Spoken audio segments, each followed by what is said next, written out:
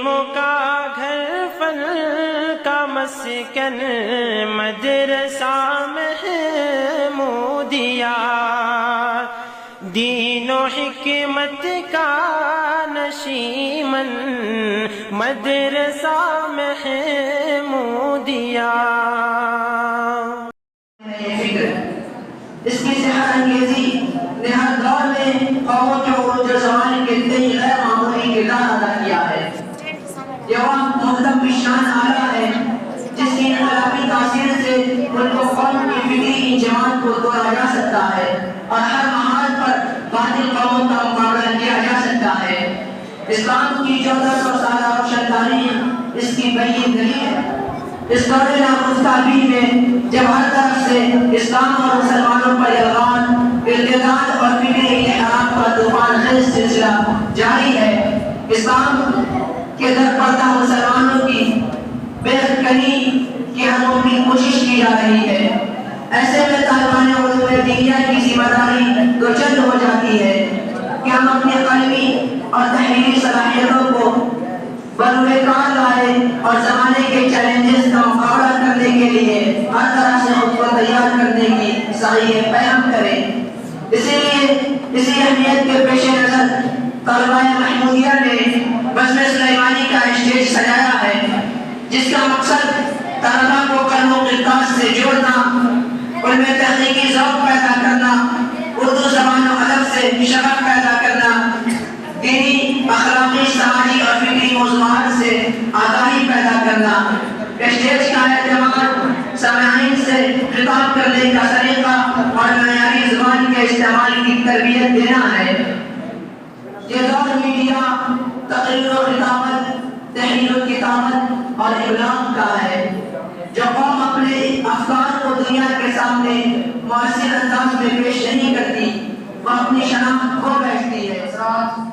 مدرسہ ہم انسانوں کے لیے اللہ تعالیٰ کی طرف سے عطا کردہ ایک بڑی نعمت ہے۔ یہ وہ جگہ ہے جہاں قلب و نظر اصلاح ذہن و دماغ کو ایک خاص روش پر مسبق کیا جاتا ہے۔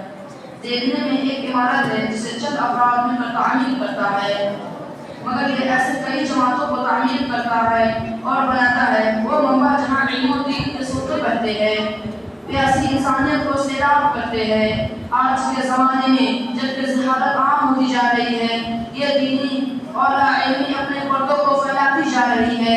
مدرسہ کی اہمیت مزید دوبارہ ہو گئی ہے اور اس کی قدر و احترام لازم ہو گئی ہے۔ اس کی ہر ممکن تعریف اور نصرت مدد۔ انسانی زندگی میں تعلیم و تعلم کی اہمیت سے کوئی انکار نہیں ہے۔ زندگی میں آگے بڑھنے اور کامیابی حاصل کرنے کے لیے سب سے بہتر تعلیم ہے۔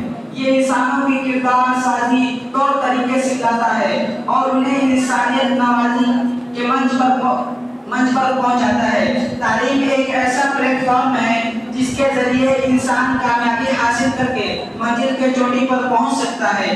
یہ بنیادی طور پر انسان کے لیے ایک بہتر اثاثہ ہے۔ تعلیم کا مطلب مختصر چیزوں کو جاننا اور اپنے علم سے دنیا کو تلاش کرنا۔ یہ کسی کی زندگی میں بنیادی عوامل سے ایک جو کسی قدر زیادہ تر چیلنجوں کا سامنا کرنے میں مدد ملتا ہے۔ اس لیے کہا جاتا ہے پڑھے لکھے لوگ نہ تو صرف جتنے بلکہ اپنے زندگی میں لطف اندوز ہوتے ہیں، جبکہ ان ان پڑھ لوگ ایسا نہیں کرتے۔ مختصر یہ جو بھٹکے ہوئے آہوں کو سوئے غرب لے جانے کا فریضہ انجام دیتا ہے، جو ملک و ملت کے لیے قابل مبارکباد اور قابل تقلید ہوتا ہے۔ انہی شخصیات میں ایک نامور اور معینات شخصیت بانی جمعیت علماء نیپال و مجلس تحفظ ختم نبوت نیپال، صدر المدارس مدرسہ محمودیہ حضرت مولانا عبدالعزیز صدیقی صاحب رحمۃ اللہ علیہ سرفہرست ہیں۔ حضرات، آج کا موضوع مقالہ انہی کی حیات و خدمات ہیں۔ آپ کی ولادت تقریباً 1923 عیسوی میں ہوئی۔ آپ علیہ الرحمٰن نیپال کے ضلع روہتک کے معروف و مشہور گاؤں راجپوت ہردوا سے تعلق رکھتے تھے۔ آپ کے والد ماجد گلزار حسین صاحب ایک کاشتکار تھے۔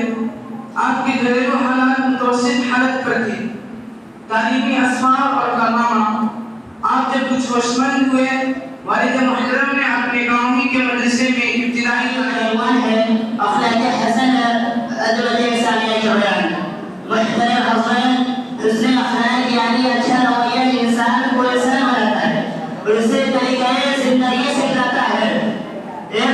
شخص تعلیم یافتہ نہ ہو اور اخلاقی اسناد سے عاری مت ہو، اس کی قدر کوئی نہیں کرتا اور نہ اچھی نگاہ سے اسے کوئی دیکھتا ہے۔